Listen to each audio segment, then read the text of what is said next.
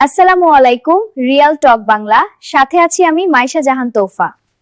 আজকের বিষয় ইউসুফ আলাইহি ওয়াসাল্লামের কিছু উল্লেখযোগ্য ঘটনার সংক্ষিপ্ত বর্ণনা।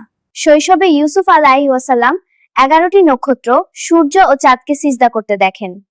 পিতার বেশি স্নেহে ভাইদের অন্তরে হিংসা জন্মায়। এই ঈর্ষাই বড় ষড়যন্ত্রের কারণ হয়।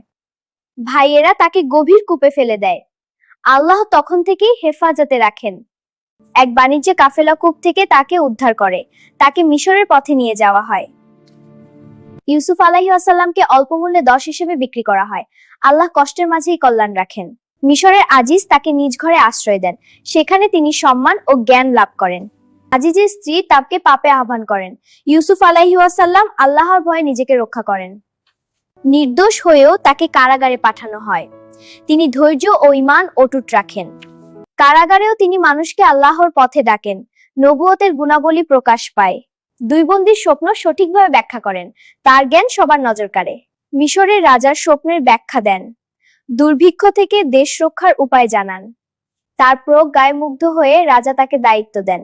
তিনি কৃষি মন্ত্রণালয়ে নিযুক্ত হন। দুর্ভিক্ষে খাদ্য বন্টনে তিনি ন্যায় বজায় রাখেন। দেশবাসী উপকৃত হয়। ভাইয়েরা খাদ্যের জন্য তার কাছে আসে। তারা তাকে চিনতে পারে না। ভাইদের সব অপরাধ ক্ষমা করে দেন।